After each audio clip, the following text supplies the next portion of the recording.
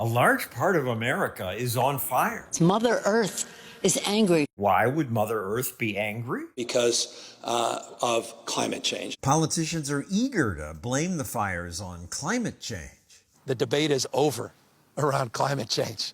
California's governor smiles while he talks about it. All of this catastrophizing around climate change is just a huge distraction. Michael Shellenberger, an environmentalist who Time magazine calls a hero of the environment, says it's silly to blame the fires on climate change. Climate change is real. It's not the end of the world. It's not our most serious environmental problem. And it's not the main cause of the California fires. Governor Newsom tweeted out that last year we had 1/10 of the area burned as we're having this year, and therefore it's climate change. It's like, well, what, did climate change happen between last year and this year? None of this makes any sense. But the media keep talking about a climate change apocalypse. Climate apocalypse. If all you have is a hammer, everything looks like a nail. If all you know is climate scientists, then every weather event you blame on climate change. If not climate change, what is to blame? Only you can prevent forest fires. Foolish policies. For years, governments put out every fire they could. But if you want to protect forests, tens of millions of acres should have naturally burned every 10 years or so in lots of fires with smaller flames. But we put most of those out. This is the overgrowth that's been accumulating in these forests for the past century because people have been putting out fires instead of letting them burn the way they naturally used to. So now, when there is a fire, it's much more likely to burn out of control. Climate change has made things worse. California's warmed 3 degrees over 50 years. But you could have had this amount of warming and not had these fires. And the reason we know that is because the forests that were well managed have survived the megafires. Like this forest controlled by Southern California Edison. So far, selective cutting protected it.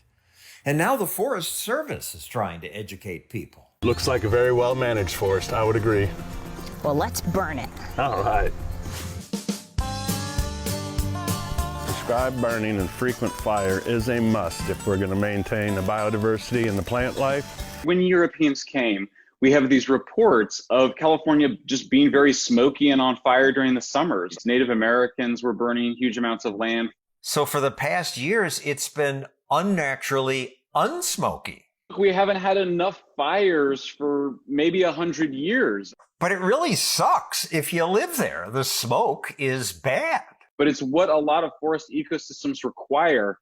Recently, fire hit the ancient redwoods. Everyone on the East Coast goes, oh my gosh, these ancient redwoods are going to burn down. They're trees. They're not going to burn down. The smaller trees do, of course, burn down. But when you're talking about redwood trees and other old growth, the bark is very thick. It's fire resistant. In fact, there's a particular kind of ancient redwood where the inside of it has been entirely burned out, still alive. You can see green growth shooting out of it. This surprised the politicians. Gavin Newsom visited the park and said, what a miracle. They're still standing. It was exactly what you would expect. Not if you're a journalist. A few days later, all the journalists started to kind of go, oh, wow, what a surprise. The ancient redwoods didn't burn down. Nobody's more alienated from the natural environment, and really nobody's more apocalyptic than environmental journalists. We have to get away from just sort of the tree hugging mentality. You have to look at the whole, it's the classic, not seeing the forest for the trees. This year's fires finally persuaded California's politicians to allow more people to cut trees down. There's actually widespread agreement on this. In fact, the governor of California and President Trump recently signed an agreement to clear much more area. Even the Sierra Club, which has opposed this kind of thinning of forests, has now changed its tune. It's about time. Bad policies were the biggest cause of this year's fires, not the slightly warmer climate. And while climate change is a problem, Shellenberger's new book explains, it's not an apocalypse. Natural disasters aren't getting worse. In fact, they're getting better. The number of deaths from natural disasters has declined over 90% over the last 100 years. A small change in temperature is not the difference between normalcy and catastrophe.